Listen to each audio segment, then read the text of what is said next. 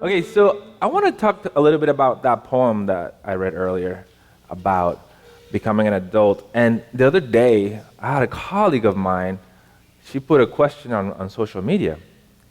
She said, when was the first time that you realized that you had become an adult? And I had to really think about that. And I think for me, it was when I had a couple of friends over for dinner, and I told one of them, I was like, hey, man, not those. Those are the good plates. I'm kidding, obviously. I really don't know when I became an adult, and that's why the poem kind of inspired the talk a little bit, because what is an adult? You know, I was having this conversation yesterday with one of the parents at my daughter's dance studio. I said, hey man, I'm giving this talk on Sunday. I'm just curious to get your perspective. What is an adult to you? How do you define an adult? He said, responsibility. I said, well, wouldn't you say that a child could be responsible? He's like, yeah, that's true. Wouldn't a 17-year-old have responsibility and be responsible? Yeah, that's true. So again, what is an adult? How do we define being an adult? Is that even a thing? Right? Or is that just something a label that they made up for a grown body? You know, I mean, by definition, you know, here, I don't know where I got this definition, so I'm not going to quote it. I'm just going to paraphrase it for you.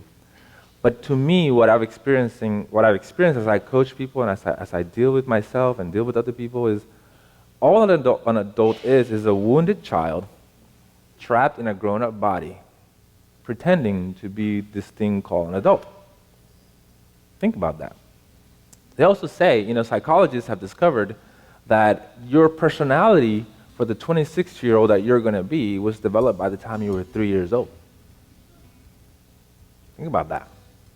To give you a little bit more statistics, 50% of how you think, what you think today, basically everything that you believe, how you see the world, was developed by the time you were 4 years old. Another 30% by the time you were 8 years old. So by the time you're 8 years old, you're 80% cooked. 80%, you're almost done. So who's cashing those checks? Who's balancing checkbooks?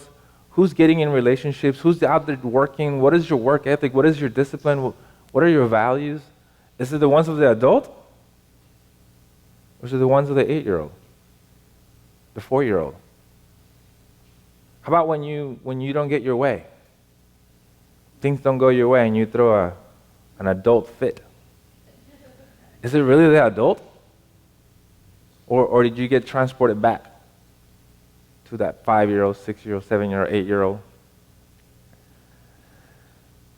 They say evolution is supposed to be a forward progress, right? As we evolve and we grow. According to, you know, evolution in terms of science, maybe. But in terms of our evolution, our personal growth and evolution is really more of a return. It's a returning to our essence. What Olivia was just talking about, that we are essence, is to recognizing and allowing ourselves to see and feel and be that which we were the moment we were born. I often tell clients that, you know, they say, are you a Mac user or are you a PC user? It doesn't really matter, but, you know, a computer, that laptop, when I bring that laptop home, I go to Best Buy and buy that laptop, it has a body, right? The body of the computer. It has a memory, it has a mind also in there, it has memory. And it also has an operating system, okay? Now, when I first bought that computer and I brought it home, it was perfect. It had everything it needed to do to function. It doesn't need anything else. I can go home, turn it on, and it'll work. But of course, I needed to do certain things for me. In my case, I do graphic design, so I'm going to install graphic design software. Maybe I didn't buy it with the Microsoft Suite, so maybe I'll buy the Microsoft Suite and install the Microsoft Suite. I'm going to install programs, so it'll do the things that I needed to do for me. So it'll function for me. Same thing goes for us. We were perfect when we were born. There was nothing wrong with us. Perfect. If anybody has children, you know that when you first held your child when they were born, you saw a miracle. Am I right? Did you see anything wrong with them? No. That's still the case. That's the essence that is you. It's just that as you grow up, as you begin to grow, programs get installed so that you can function a certain way. Mom, dad didn't like that. Mom didn't like that. Mom doesn't want me to be that way. I can't do that. I can't do this. Oh, I'm starting to reach conclusions about myself. Oh, well, based on that experience, that must mean this. Okay? And so we grow up, and I've always said that we're like tape recorders. That's why they say children are sponges, because their subconscious mind is completely open. If I have an actual real story, and I don't know if I've said it before, but I told my daughter once when she was maybe 3 or maybe 4, she was trying chewing gum for the first time, and she asked me, what happens if I swallowed it? I said, well, if you swallow that gum, you're going to fart a bubble. I was joking, obviously. But she didn't know I was joking, So she swallowed the gum. And she freaked out in the middle of HEB, crying because Dad told her she was going to fart a bubble. She really believed me, What other things have we been told that we believe? Because again, the conscious mind has the ability to say yes or no. If I tell some of you right now, elephants are pink, you're going to laugh at me. You're crazy. Clearly they're not. But if you tell a child, elephants are pink, they'll probably believe you. Because they're operating from their subconscious mind. At a certain point, the subconscious mind, like a tape recorder, is going to hit stop. It's going to hit rewind all the way back to the beginning, and it's going to push play, and they're going to begin to live their lives that way. From everything they learned before 10 years old. Again, remember, by the time you're 8, you're 80% cooked. Okay? So what is the adult? If you're living your life based on memories and programs and things and conclusions you reached by the time you were 4, 5, 6, 7, 8, what's an adult then? What does it mean, like the poem says, to find my own song and dare to sing it? What does that then mean? What does it mean to open your heart and be that true essence? Does it mean that I'm going to find some new personality, that I'm going to find some new thing that I didn't know before? It may feel that way. But again, like I was saying, we're really returning to the truth that we have always been. Any Star Wars fans out there? Yeah, some of you? Did y'all celebrate May the 4th be with you? Yeah? Yeah. Yoda tells Luke, you have to unlearn everything that you have learned. Right? She was saying, forget our story. Just drop your story. Like I was telling you about the computer, the operating system, if anybody's familiar with operating systems, they get updated constantly. Our phones, our computers. The operating system is key for that computer or for that phone to function. So the same thing for us. We have a body, we have memory, and we also have an operating system. My operating system is called Angel. What version am I running? What am I running? Angel 5.0? 6.0? 8.0? And again, depending on the situation. Maybe I'm running Angel 15.0 in some things. But the idea is to run Angel 38.0. That's the idea. We need to upgrade. And by upgrading, it's really just unlearning everything we thought was true about ourselves. And it's not an easy task. Are we going to fail? Yeah. I'm not going to stop trying, though. I'm going to continue to work. I'm going to continue to upgrade. I'm going to continue to try to unlearn as much as I can. It's not easy, but luckily you have people around you that are here to help you. You have a community that can help you. You have people that stand up here and share their story. Like Rudy says, this is just my story and I'm sticking to it, right? I'm just sharing my story. I'm not saying this is how it is. This is just how it's been for me. And hopefully it resonates with you. Some of us have partners that help us with that as well, with that task. They help us see ourselves, show us to ourselves. Because we have to see, okay, there's a glitch there.